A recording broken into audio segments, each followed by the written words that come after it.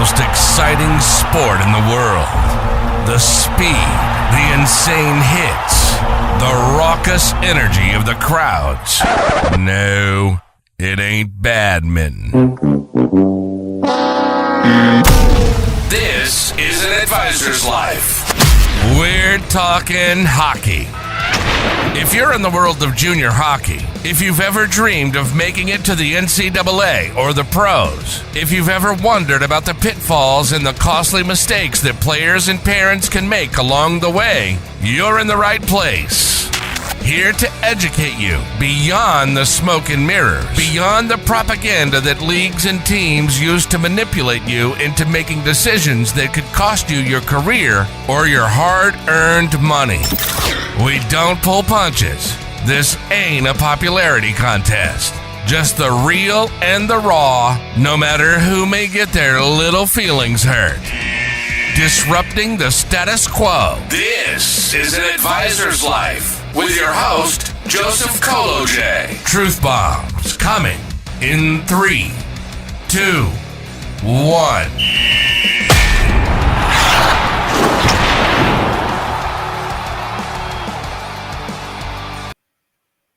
Hi, welcome to this edition of An Advisor's Life. I'm your host, Joseph Kolodziej, and I've been a family advisor for 30 years. Now, in that time, a lot has changed in the game and continues to change, and we're going to talk about some of that change today. Now, before we get into that, though, let's get the legal disclaimer out of the way. This is not advice on what you should or shouldn't do with your career. This is just general information that we give to every hockey talent management client and that I would provide to anybody in any conversation. So with that said, let's talk about the Western Canada disaster. Because that's what it is. When the BCHL left Hockey Canada and left the KIJHL, I said that this was going to end up being their demise as a real hockey development league, and that,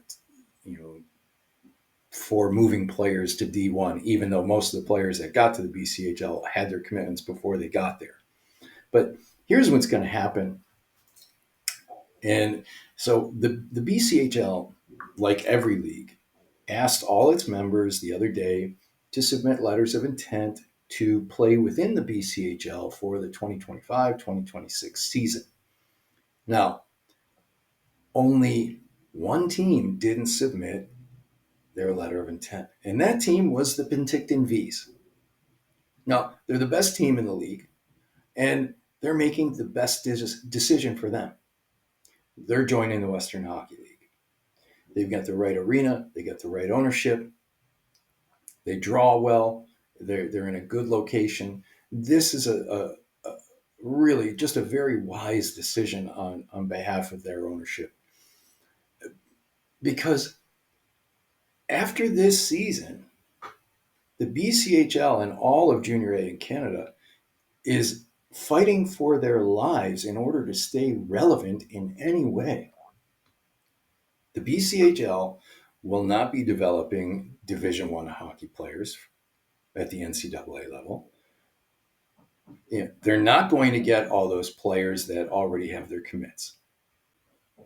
The BCHL and all of the CJHL teams are fighting to stay relevant. And the only way they're going to be able to stay relevant moving forward is to hopefully develop players for NCAA D3, for Canadian University Sports, for BCIHL, and,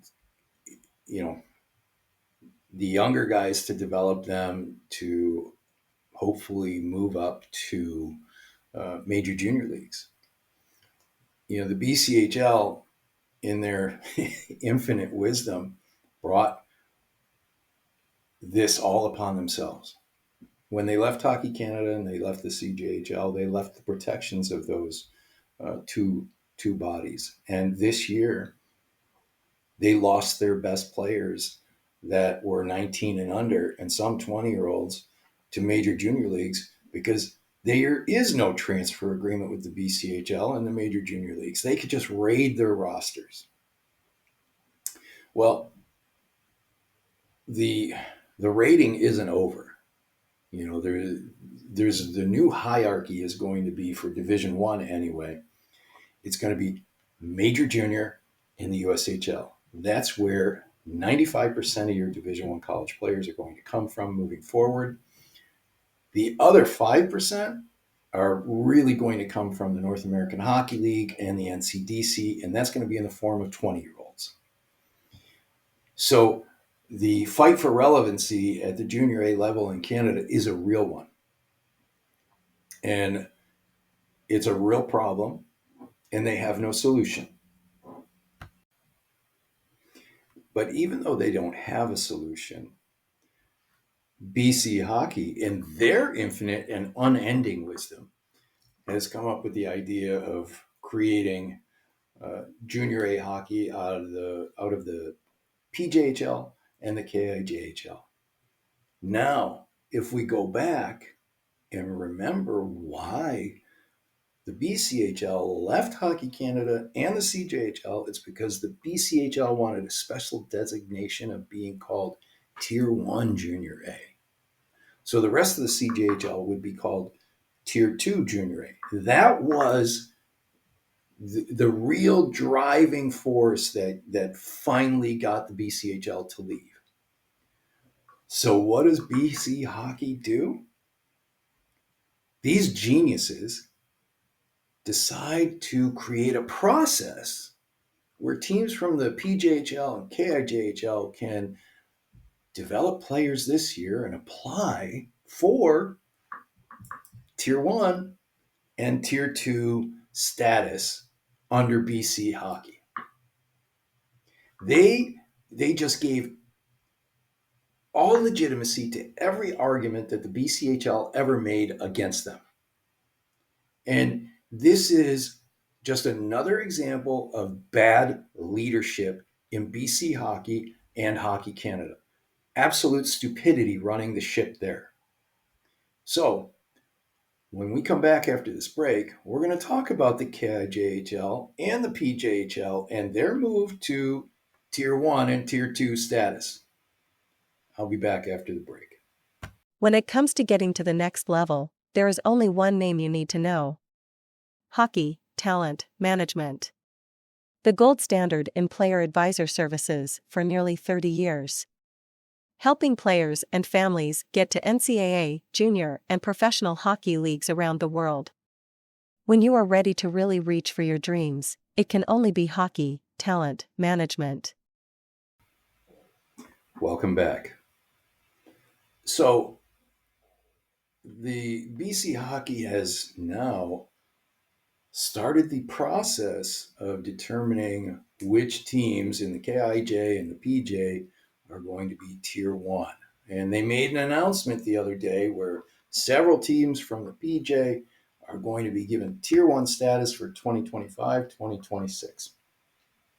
And that teams from the KIJ will join that Tier 1 status in 26-27.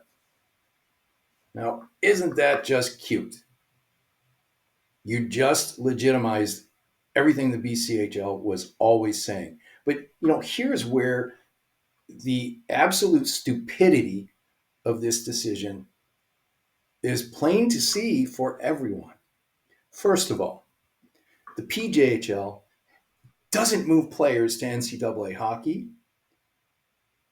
There's nothing about commitments on their website. They don't promote players. They don't do anything for players. They are so far north and so far west that scouts don't even go there. To call them Tier 1 is a joke. There's only 3 leagues that are Tier 1, and that's the Western Hockey League, the OHL, and the Quebec Major Junior League, and the USHL. That's it.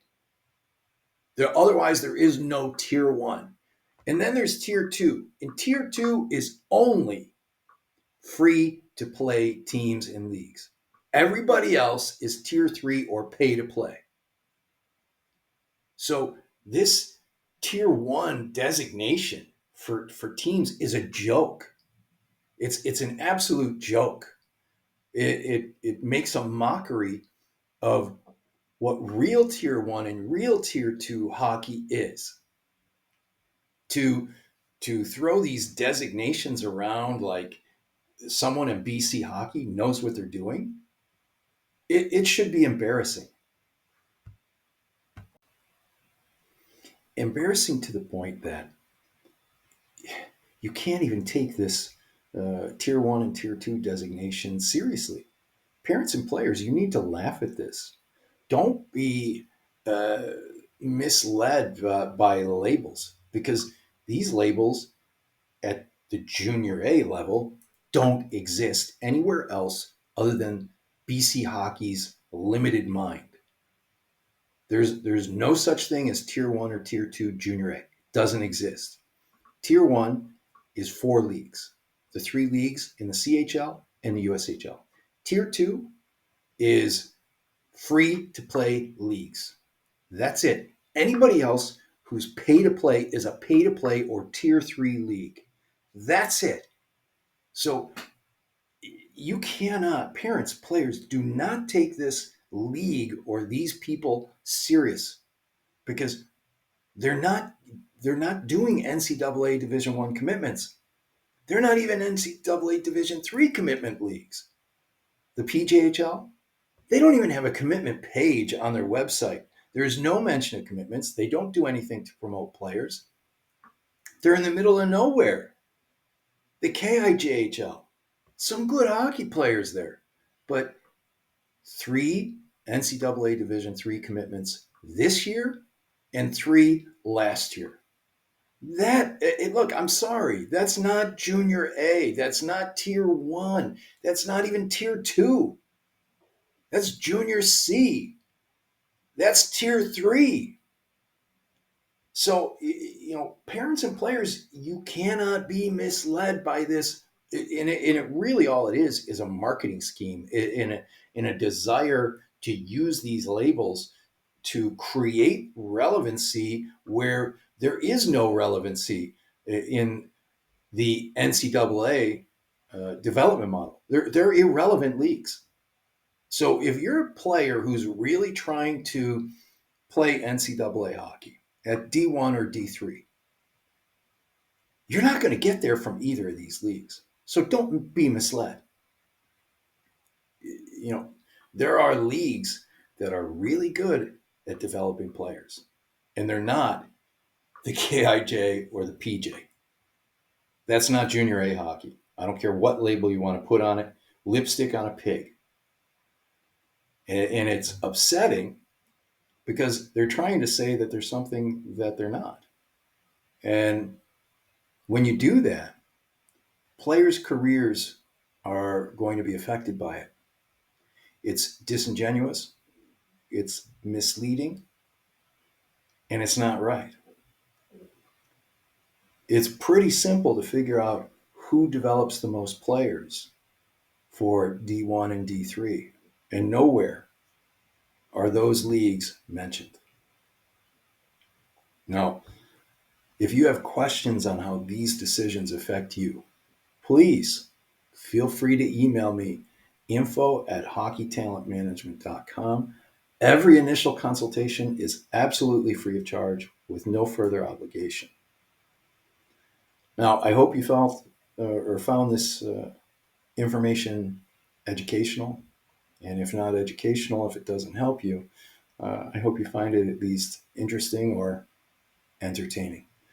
We'd appreciate it if you liked and follow us on our social media. And until next time, I hope to see you in the rink. You've been listening to An Advisor's Life. Over the past 3 decades, Joseph has been on every side of the hockey business. Team owner, a general manager, a coach, a league vice president, a player, a family advisor, and an agent. He's worked with everyone from the NHL all the way down the ladder. He's seen it all. For over a decade, he's been writing a column on the junior hockey news. Everyone kept telling him, hey, do a podcast. So he's finally taken the plunge.